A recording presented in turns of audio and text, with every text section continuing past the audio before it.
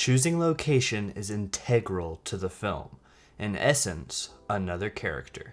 The location of your story is probably a massive pool of untapped potential. Choosing where to set your story can be about more than the tone. Sometimes it is just that and expertly done in films like There Will Be Blood, where the vast open plains have oil literally seeping through the soil beneath the characters' feet to show the untapped potential of the ground they stand on. Claustrophobic hallways, an impending hurricane, and the ever-present blasting of a foghorn help to fill out the bone-chilling insanity and desolation found in the lighthouse. In Parasite, we see rainwater elegantly draining from the property of aristocrats only to be flooding the lower sections of the city.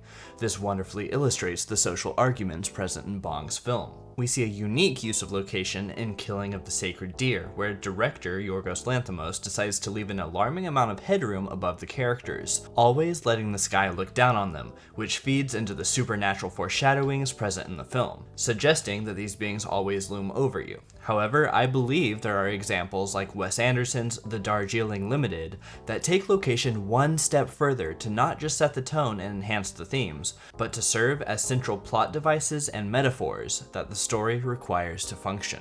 Strangely, I found a common sentiment amongst film enthusiasts to be that the Darjeeling itself, being the name of the train the movie takes place in, is one of the more bland locations found in Wes Anderson's portfolio. Personally, I couldn't disagree more.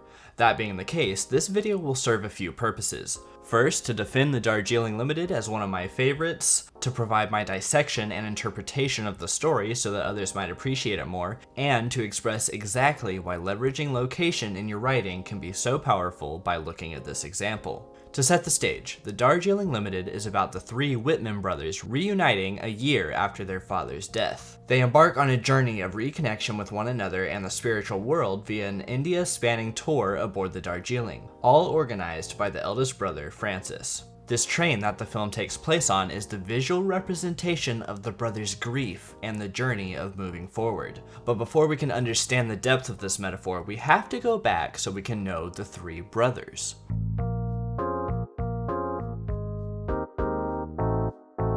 Francis, Peter, and Jack are our trio. Once the three of them board the train for the first time, they sit together to have a meal and discuss the plans. This scene perfectly expresses how each of the brothers is currently dealing with the loss of their father.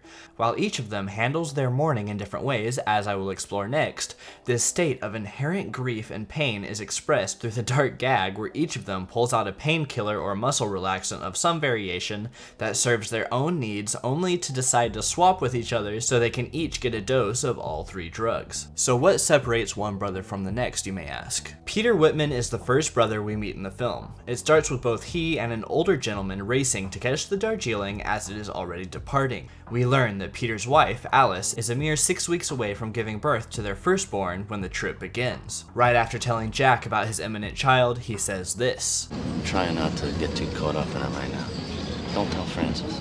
This is one of the many indicators throughout the film that shows us Peter deals with his grief through running away. One of the first things you may notice about Peter are these glasses. Soon after, attention will be brought to other items like his suitcase, car keys, and razor. Jack and Francis point out his possession of these items because they belong to their father and he seems to own all of them now. In many ways, father figures define Peter's character, both the death of his father and the fear of his own fatherhood subsequently. Listen to the first thing that Jack mentions about Peter when they meet again. I think he's still in mourning. He wears his father's sunglasses even though the prescription doesn't work for him. He can't help but see through that perspective because it is what has defined him all of his life. Peter even convinces himself that he was the favorite son and uses that as ammo against Jack and Francis later in the film, but the truth eventually comes out. I believe there to be an internal anxiety of fatherhood built into Peter. He is scared to be a failure before he even begins, so he runs from it. Surely this has to do with his own experience with his father. Look at this interaction a little further in the movie as they explore a Hindu marketplace. I guess because I always expected eventually I'll get divorced, so having children really wasn't part of my plan. Okay, but you're never gonna do better than Alice. And what's the point Why'd of you getting expect married? to get divorced? I don't know. I love Alice. Maybe it relates to how we were raised. Let's look back at the moment when he races this older gentleman to the train. This character, played by Bill Murray, is not a continuing character of importance in the rest of the movie. So who is he? His character is credited as the businessman on IMDb. He could be explained away as yet another Westerner running from the exotic as an escape, because that is a very relevant theme we will be talking about later in the video. But I believe him to be an anxiety-produced visual representation of an older version of Peter. Subconsciously, Peter acknowledges that one day he will be too old to keep running and will have to face his fears. But as he leaps into the train and looks back at this old man who couldn't run fast enough, he smirks because he knows that today is not that day. It certainly makes sense for these feelings of anxiety to be swirling at the departure hour of his trip. To support my theory with more evidence, let's turn to the licensed songs in the film, primarily a collection of songs from the band The Kinks. During this moment, while they race to the train, the song This Time Tomorrow plays. That lyric, This Time Tomorrow, implies an aging process, and the song as a whole speaks about someone on the run, but I'll let the lyrics speak for themselves. Jack Whitman, the youngest, is also in mourning, but he is less distraught over the loss of his dad and more the death of a relationship he had previously held in Paris, as depicted in the 13-minute short film called Hotel Chevalier, which I viewed as a bonus feature through my Criterion Blu-ray. There are many chasms of emptiness found in each of the brothers' lives. While Peter tries to run from them, Jack tries to find women to fill the absences with, which of course only results in more emptiness and pain. As they initially board the train, a stewardess greets them with nourishments for the road, and Jack immediately sets his eyes on her. We see this through the directing when Jack is the first one to get a reaction shot when the stewardess enters the cabin. He hooks up with her immediately after, which of course breaks her heart as soon as he can move on to somewhere else. He bounces from place to place, person to person, to always keep him preoccupied, no matter how damaging these occupations are. His brothers hold negative opinions about the women he meets up with. There's a very sad exchange in which the stewardess asks what his problem is, and he simply tells her this. What's wrong with you? Let me think about that. I'll tell you the next time I see you. Being the rascal, he primarily illuminates the lack of trust between the brothers. They all talk behind each other's backs and share secrets selectively, but he went so far as to buy a secret return ticket in case he wanted to leave the trip early. Why does he want me to know? Because we don't trust each other. Jack is even disingenuous in his writing, which is his favorite occupation. He writes of his life, but then claims that the characters were all fictional. This writing is central to the arc of Jack. He had written a book dedicated to his father, but at the funeral he found out that his father never even read it before he died, so his writing became meaningless. He continues to feel that his writing is meaningless because of moments like this. You want to read a short story I wrote in France? How long is that? What? How long is it? Never mind, forget it. But by the end of the story, we will see his writing bloom into something valuable for both the trio and himself. The funeral marks the moment where the relationships shatter and distrust spreads. If you would notice, they all carry the baggage marked by their father's initials with them. When we come to the eldest brother, Francis Whitman, the broken nature of these boys becomes most evident, as depicted through his face. Peter runs, Jack fills his time, and Francis tries to mask all of his pain under a veil of perpetual motion. The insistent pursuit of meaning and bettering oneself even if he chases his tail in the process. In other words, moving forward. In his current stage of life, this is represented through the packed itineraries and plans for their trips. He wears his entire worldview on his face. He was speeding down the road on a motorcycle, moving fast, as he does, only to fly off and nearly kill himself. This accident caused his face to be wrapped in bandages, and when he awoke, his first thought was this. First thing I thought of when I woke up was I wish Peter and Jack were here. Which is how the trip across India came to fruition. This sentiment comes right off a heartbreaking mention. I was driving home. I live alone right now.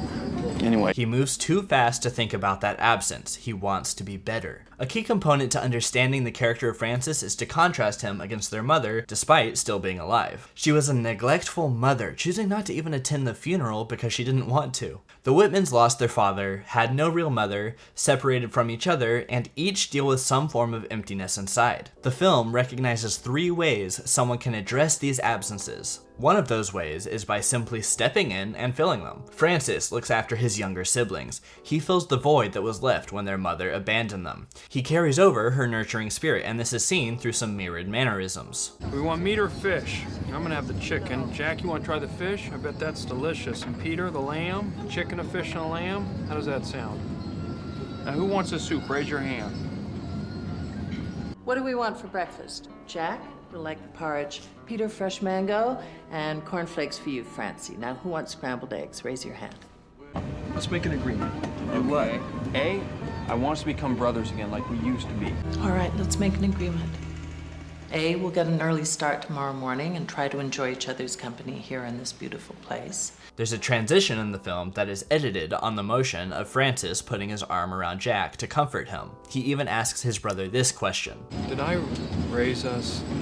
For those who try hard to help others and be better, the weight of loss and emptiness can be the most crushing. We learn later in the film that this biking accident was actually an intentional suicide attempt, but he was miraculously brought back to life, which then put the drive in him to push harder than he ever had before. This journey through India had to be the solution to healing their wounds and distrust. This had to be the solution to all the absences in their lives. The train is the representation of that forward motion, unable to stray or turn. It's on rails. So let's look now at how that journey goes.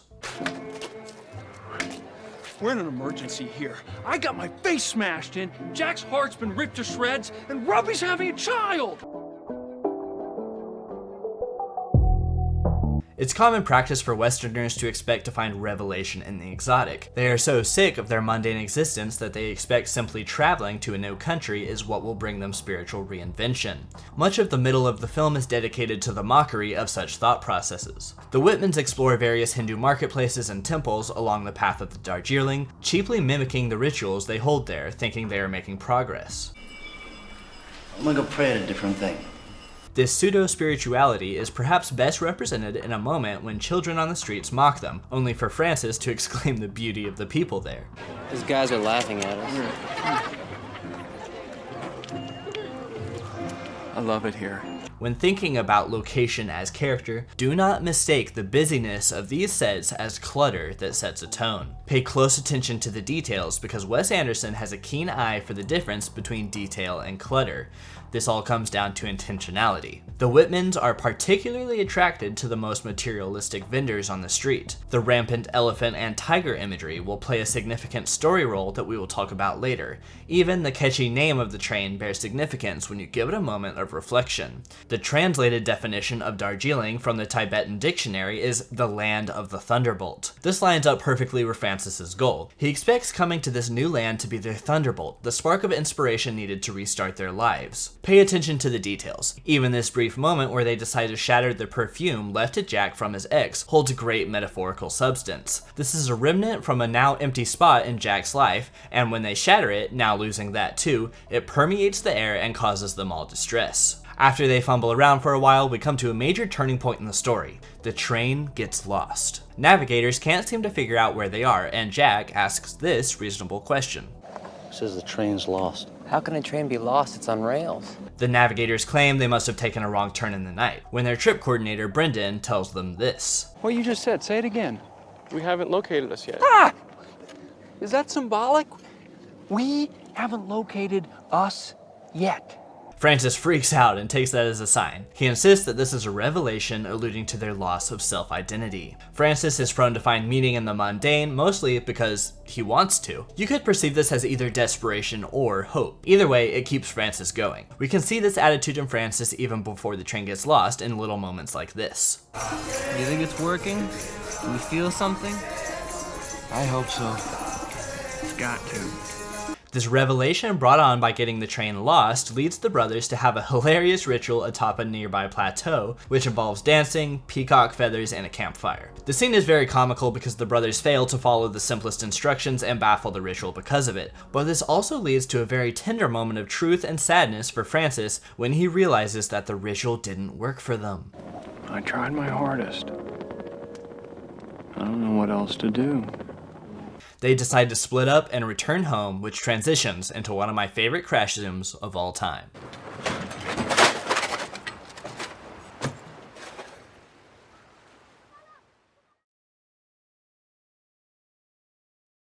In an essay written by Matthew Morgan, he contrasts the struggles of these brothers to that of a non-fictional Anglican priest named R.S. Thomas, who is tormented by the absence of God in his life. Some of his writings read as follow. I think Morgan puts it into excellent words here, saying, quote, "And this is not the end of the road for the brothers either. The human spirit abhors the vacuum born of a loss of meaning, which it resists with the impulse to action and to belief, two components of the human experience that are more entwined than we might think. This is echoed in the still sadness we find in Francis after the ritual failed. He claims he doesn't know what else to do, so he keeps going and does so as fast as he can, as seen through his motorcycle driving. He has the same feeling as he awakens from his suicide attempt as the ritual fails. This essay alludes to the religious absences one can find in life. Up to this point in the film, it has only tackled earthly absences, but as we progress, you'll find the film briefly taps into the world of religion as well. I mentioned there being 3 ways to address absences in life. To accept emptiness as a truth is to be nihilistic. You can also fill emptiness with faith, with taking the position as a nurturer, etc. Or you can simply come to terms with the emptiness by facing your fears and learning to move on. After this moment of quiet sadness as the brothers are returning home, they are faced with the first real-world event of the movie that causes them to instinctively act. 3 children flip their raft over in a rushing stream. While their actions had all been phony and out of an aura of insistent brotherhood before, this is the first moment when they truly band together naturally and coordinate to save the children. That's gonna tip over. Go! Notice how quickly they bail on the luggage that had otherwise been so important to them. While the previous section had centered around Francis's journey, we now focus on Peter. Francis and Jack pull the children out of the stream, but Peter's child slips through his hands and dies right in front of him. He pulls his lifeless body from the stream, muttering this. I didn't save mine.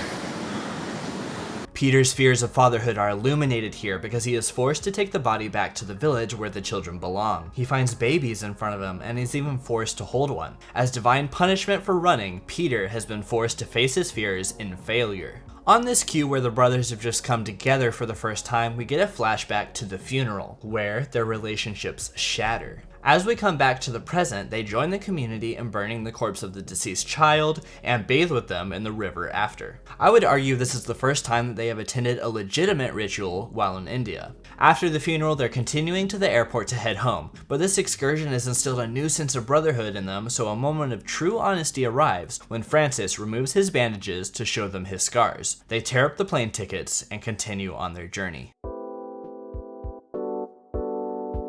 At this point in the film, Francis has revealed to Jack and Peter that the true destination of the trip was to reunite with their long-lost mother, who has been tucked away in the Himalayas after she became a nun. She sends them a note warning them not to come because of a man-eating tiger on the prowl. They go anyway, and when they arrive at the convent, she rejoices at their safety, claiming that one of their sister's brothers was just devoured by the beast. In Hinduism, the tiger represents the spirit of war. Throughout the film, we see a juxtaposition between tigers and elephants, which represents a god figure, one of wisdom and good luck. The film ends on a positive note, so in my interpretation of the film, I take this section to be using the tiger as a representation of dark spiritual forces that can tear us apart in times of deep emptiness, just like these poems by R.S. Thomas spoke of. In the set design of the Darjeeling, painted elephants line the walls. After meeting up with the mother, we get a sequence depicting all of the abandoned characters, each represented on an individual train cabin. The stewardess, the conductor, the children, Alice, an old gentleman from the province, Brendan, who, again, is the trip coordinator who was fired at one point in the story for being incompetent. Continuing, we have Natalie Portman, who is Jack's ex he left in Paris, and even Bill Murray, who I take to be the now overcome fears of Peter. And lastly, we pan over to see a tiger snarling in the jungle, showing the danger of these absences. The film doesn't go further than this into exploring the spiritual side of these absences, but I do take note of the themes of fatherhood throughout the film, which is easy to connect to God. I actually appreciate that it was only touched on like this to get you thinking about your own life, while it still offers significant substance on the relational side of the characters. It's a matter of me connecting some dots after reviewing the timeline of events, but I believe that their mother devoted herself to becoming a nun after the death of her husband. My only assumption is that after the loss of her partner, she needed someone there to love and support her in only the way that God could. She filled this void for herself in the only way she saw fit. The song Play With Fire by the Rolling Stones plays during this train sequence, but also as they are reconnecting with their mother. Very fitting lyricism. There is some tension when they meet their mother. When Peter tells her of his child, she tells him she should be back with Alice, so he attacks back by asking where she was at the funeral. It's easy to respond to one emptiness with another. They're happy to see her ultimately, as Francis points out, but when they ask why she left them, this curious moment happens.